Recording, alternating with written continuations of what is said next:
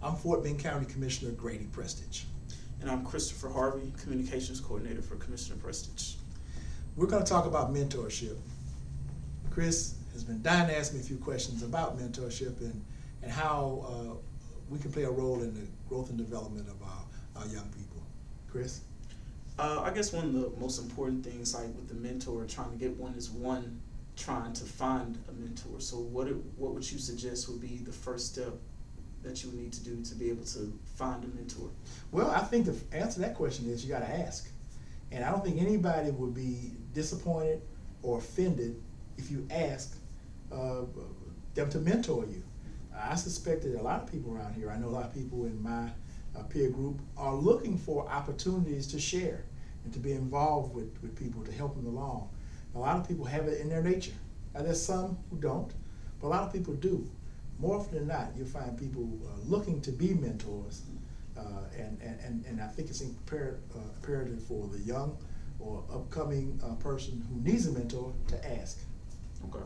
So when you actually find your mentor, so what are the expectations you believe of a mentee, the expectations as a mentor you would expect from a mentee? Well, I think the very first thing is you got to have reasonable expectations. That person is not going to be able to just anoint you and everything that you do, that touch turns to gold. It just doesn't work that way in the real world. Sometimes the mentor doesn't necessarily have to be somebody who you work with or in the same field. But if it's someone who has some knowledge, some experience, some life experiences, and who might be able to draw some parallels with what they've done, with what you're doing, and you might be able to get something out of it that way. But having realistic expectations is probably the very first thing, and you got to listen to them. You know, sometimes you feel that you're in the presence of someone who's trying to mentor you, but you don't really listen to them. Okay. On the same token, sometimes some of the advice you get from folks isn't worth a hill of beans, but you have to kind of make your own judgment. But you got to have realistic expectations. Okay. So through your experience, I guess when you were younger coming up, did you have a mentor, and how was that relationship like? Well, I did not have a political mentor per se, because no one had really done what I'm doing in Fort Bend County, or pretty much in the region. But I did have a mentor at home growing up, because I grew up in a household where my mother was a political science professor, and so we were always exposed to politics per se. But I didn't have anybody in particular who helped me be prepared for what I was doing. As I got into the job, there were some people who were mainly consultants and various other professionals who took me under their wings and shared things with me that helped me to gain the knowledge.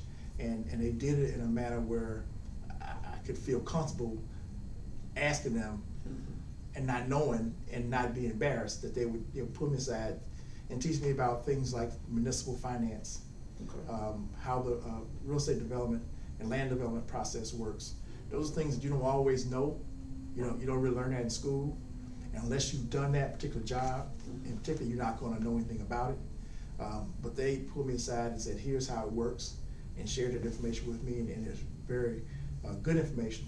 And I've in turn tried to share that kind of information with other up-and-coming public servants. Okay.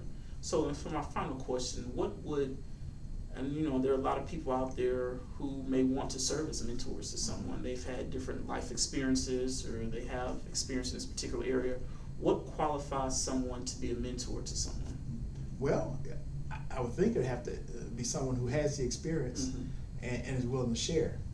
But I would suspect that it doesn't have to be an older person sharing with a younger person.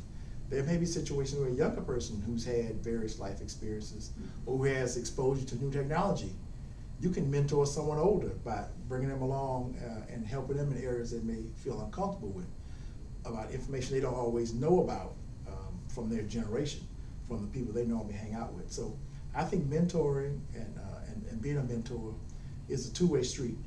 Okay, I know that the times I've done it, it's always proven to be beneficial to me in the long run, because it has me looking and asking and learning more to make sure that the information I'm passing on is correct and it's on point and it's personalized for that particular individual.